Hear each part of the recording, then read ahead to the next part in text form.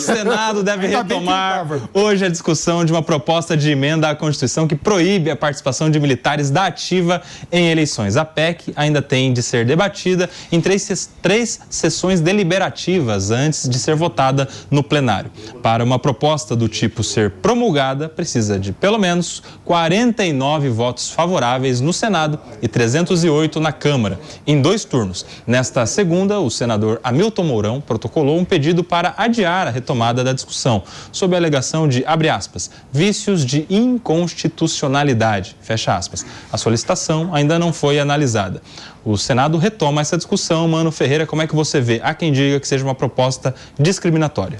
Eu não acho. Eu acho que é fundamental que carreiras de Estado não sejam politizadas. Então, assim como eu acho que um juiz ou um promotor não deveriam, no exercício da sua carreira, no meio da carreira, ir para a política, eu acho que militares também não.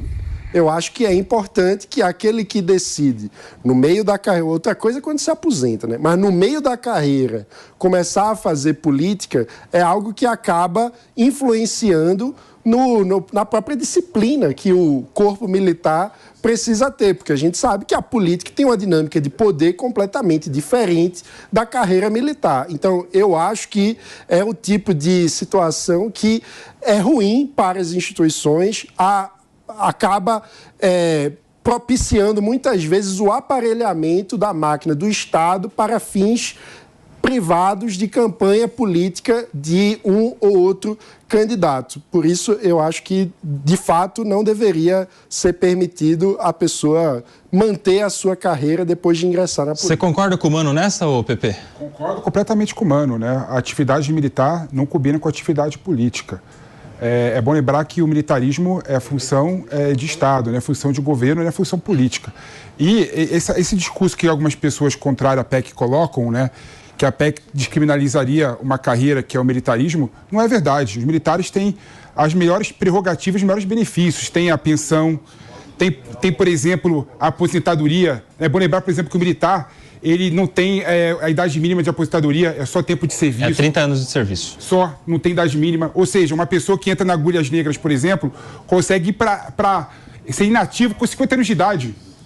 48 anos de idade. Um grande privilégio. Ou seja, tantos privilégios. Então, quem fala que essa medida aí é uma medida que discrimina o militar, está completamente equivocado pela lógica da carreira militar.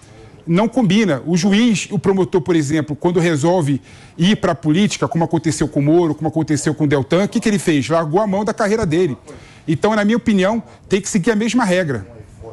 E eu ainda seria a favor de uma quarentena, porque eu acho que a pessoa não pode utilizar a estrutura de um cargo, que é uma carreira de Estado, para se promover politicamente e deixar as vésperas da eleição e ser candidato. Isso é algo que acaba sendo um incentivo perverso para o mau uso das carreiras de Estado. E tem uma questão, por exemplo, isso é normal, por exemplo, nas carreiras da Polícia Militar, por exemplo. As pessoas saem para ser candidato, têm contato com a política, voltam, então você vê sargento mandando em oficial superior. É normal para caramba isso aí. Como é que você vê essa questão, Júlio Luci? Só fazer uma pergunta. Isso também traz uma vedação para quem já está na reserva? Vocês sabem me dizer? Não, reserva não. Reserva já é outra situação. Tá. Né? Não, eu concordo, não tem que ter, não. Sabe por quê, gente? A preservação do conceito da república, ele depende muito da confiança que os cidadãos precisam ter em relação a quem substancia a república. Então, tem carreiras que sobre as quais não pode pairar nenhum tipo de desconfiança de uso, né, do cargo ou da força, no caso, para algum projeto político partidário. Não tem como ter desconfiança. E aí eu entro aqui no reforço, né, para que a gente tenha um judiciário neutro, um judiciário que se reserve, na mesma linha do militarismo aqui, tá? Um judiciário que se reserve a julgar, que não fique dando declarações, que não apareça em evento político partidário, que não deixe claro as suas preferências. É óbvio que, no seu íntimo, toda pessoa vai ter a sua preferência e permanece com o seu direito a voto. mas o voto para elas é secreto, elas não têm que mostrar o voto delas, porque elas são instituições também.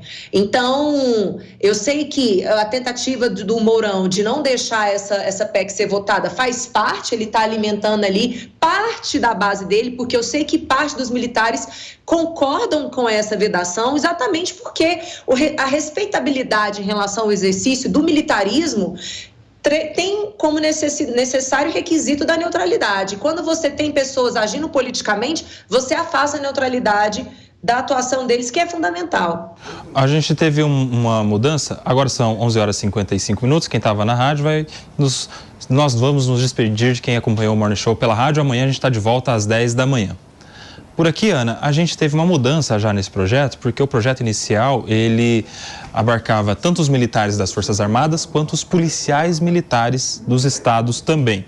E isso já mudou no meio do caminho para que seja restrito somente aos militares das Forças Armadas. Como é que você vê? Olha, eu acho que a medida, como meus colegas falaram, ela é legítima.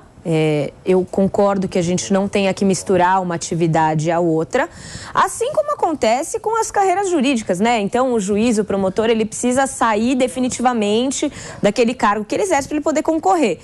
E eu acho que essa questão do policial é porque os outros policiais não têm nenhum tipo de regramento semelhante. Então, aí sim, a gente poderia estar entrando numa seara discriminatória.